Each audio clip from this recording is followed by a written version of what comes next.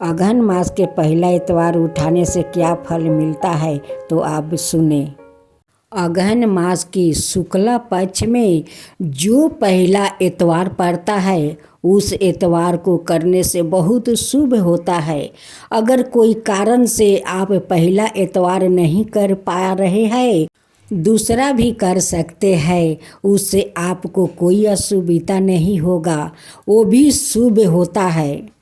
अगर बैसाख में बैठाना हो तो बैसाख का शुक्ला पक्ष की पहला इतवार बैठाने से बहुत शुभ होता है।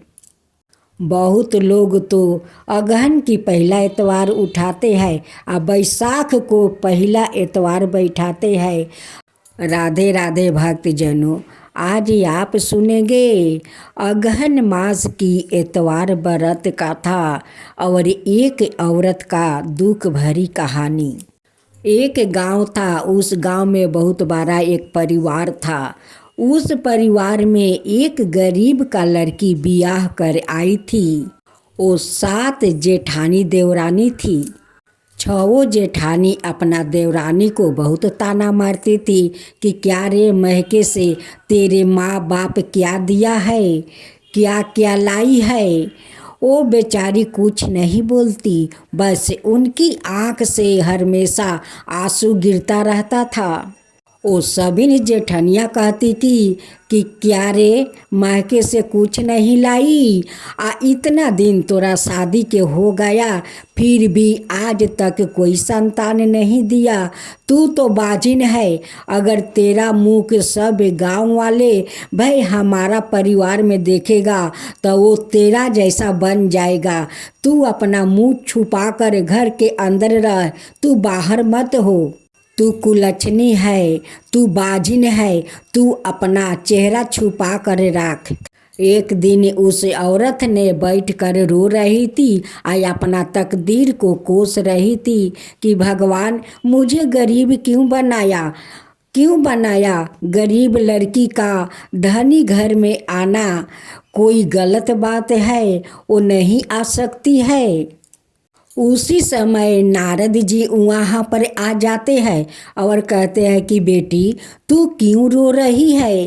कहती है कि बाबा मैं क्या करूं, मैं तो बाजिन हूँ, मैं गरीब के जे लड़की हूँ, धनी घर में आई हूँ। सभी जेठानी मुझे ताना मार रही है कि तेरे महके से तेरे माता पिता क्या दिया है, आज तक तू कोई संतान नहीं दिया। मैं क्या करूं, संतान क्या अपना हाथ से घर के पेट में डाल लूं।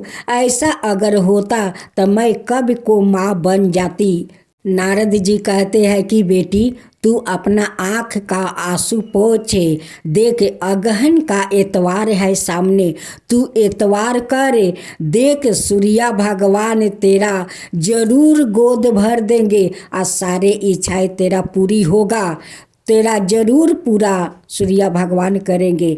तू श्रद्धा भक्ति से इतवार व्रत कर। नारद जी उसे सारी विधि बताते हैं। कहते हैं कि बेटी शनिवार के दिन स्नान करके तू भोजन अमनिया बनाकर तू भोजन करना, इतवार का दिन तू उपवास रहना। 2 बजे से 3 बजे तक तू उपवास रहना और अगहनी धान का चिवड़ा और दूध उसमें मीठा डालकर भोजन करना और 6 महीना तक इतवार के दिन नमक मत सेवन करना। अगहन का इतवार बेटी बहुत शुभ होता है। जो मन कामना होता है वो सारे सूर्या भगवान पूरा करते हैं। बैसाख में बैठा देना बेटी, देख बैसाख में तू बैठाएगी, शनिवार के स्नान करेगी और इतवार के दिन तू उपवास करेगी। उपवास के बाद उस दिन खीर और रोटी बनाएगी और सूर्या भगवान को अर्घ देकर तू जब भोजन करने बैठेगी पहले अग्रासन निकाल कर रख देगी केरा के पत्ते पर, तब सूर्य भगवान को गोर लाग कर और उस खीर रोटी को भोजन करना बेटी। देख तेरा सूर्य भगवान जरूर तुझे माँ बना देंगे। जैसे वो बेचारी 2 एतवार किया वैसे ही उनकी पेट में सूर्य भगवान संतान डाल दिया। अब तो कुछ दिन के बाद उनकी खूब सुंदर एक पुत्रा को जन्म देती है।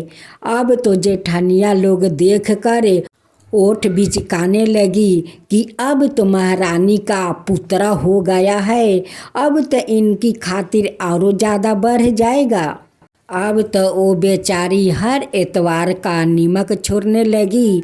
अब बैसाख में जाकर बैठा देती, फिर अगहन महीना का एतवार आता फिर उठाती, फिर बैसाख में बैठा देती। वो ऐसा ही करती रह गई। देखते देखते उनकी और 2 संतान जन्म ले लिया। अब तो 3 संतान को माँ बन गई और तीनों बेटा हुआ। अब तो सभी जेठानी कहने लगी कि देखो अगहन के एतवार किया और इन्हें तो 3 गो बेटा हुआ। अब दूसरी जेठानी कहती है कि मेरा तो एक ही बेटी है, मैं भी अगहन का एतवार उठाऊंगी।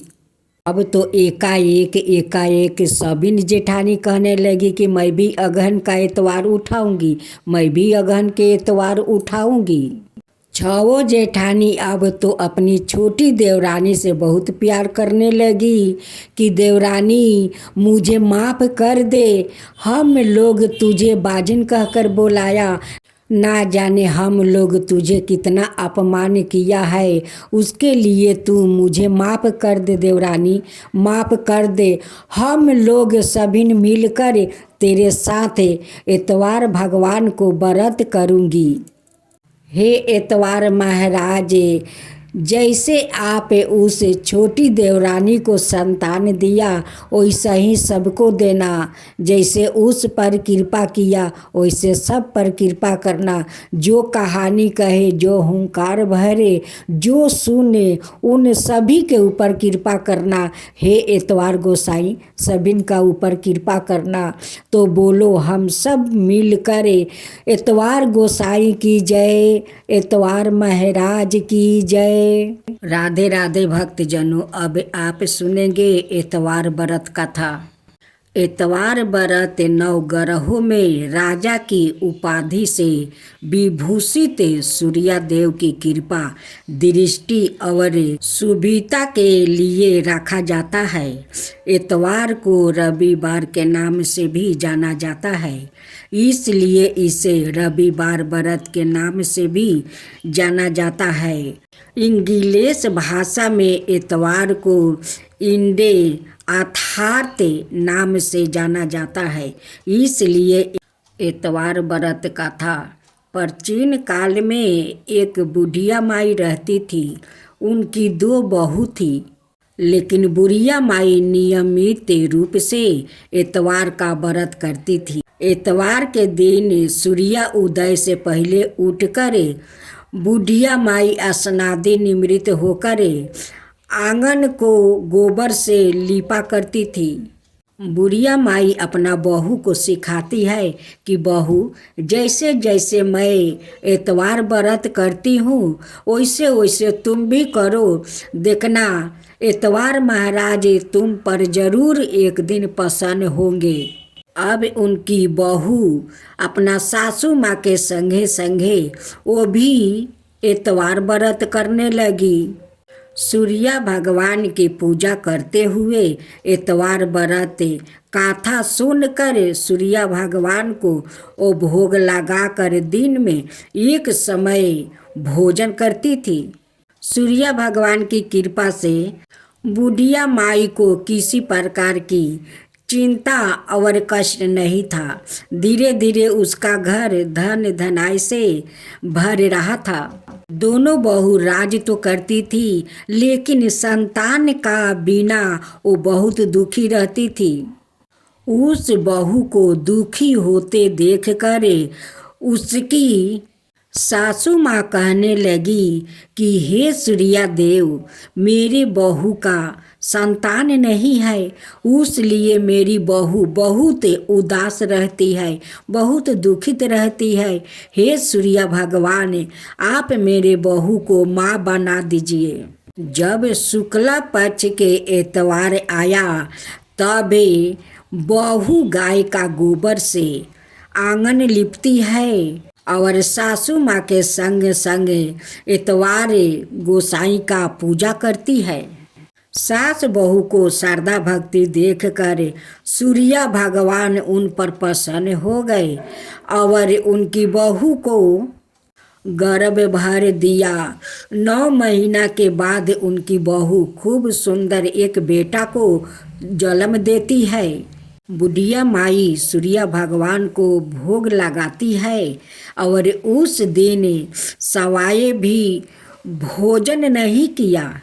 सूर्यास्त होने पर बुढ़िया भूखी प्यासी सो गई, क्योंकि सासू माँ का बहुत खुशी हुआ कि आज सूर्य भगवान की मेरी बहू पूजा करती है, तो सूर्य भगवान ने उन्हें खूब सुंदर बेटा दिया है। इसी खुशी में बुढ़िया माई भूखे प्यासे सो जाती है। देखते देखते बहू का संतान 5 साल के हो गया। फिर दूसरे साल में जब अगहन के इतवार करने के बाद फिर वो माँ बन जाती है। कुछ दिन के बाद फिर एक बेटी को जन्म देती है। बुढ़िया माई सूर्य भगवान को कहती है कि हे सूर्य भगवान, आपको तो कृपा अपरंपार है। मेरी बहू को 2 संतान हुआ, एक लड़का एक लड़की। अब मेरा घर धन से पूरा हुआ है, क्योंकि इसी धन के कारण तो मेरे घर में उदासी छाई थी। हे सूर्य भगवान, अब मुझे कुछ नहीं चाहिए, अब जो है उसी के रक्षा कीजिए। हे सूर्य भगवान, पूरा परिवार को आप रक्षा कीजिए, ऐसे ही मेरे घर में खुशियाँ भरते रहिए। तब से बुढ़िया माई का बहू 6 महीना इतवार करती है। 6 महीना वो नीमक नहीं खाती है, फिर बैसाख में बैठा देती है। फिर दूसरा साल आते हैं, फिर अगहन को शुक्ल पक्ष के वो इतवार उठाती है, और बैसाख को शुक्ल पक्ष के वो फिर बैठा देती है। सासू माँ के साथ साथ बहू भी इतवार करने लगी। तब से उनके घर में खुशियाँ का भंडार भर गया। हे इतवार गोसाई, जैसे उस बुढ़िया माई को बात सुना, उनकी पोता पोती देखकर उनकी घर में खुशियाँ भर दिया, वैसा ही सबका घर में खुशियाँ भर दीजिए। हे इतवार महाराज, सबके घर में खुशियाँ भर दीजिए। तो एक साथ बोलो, इतवार गोसाई की जय, इतवार महाराज की जय।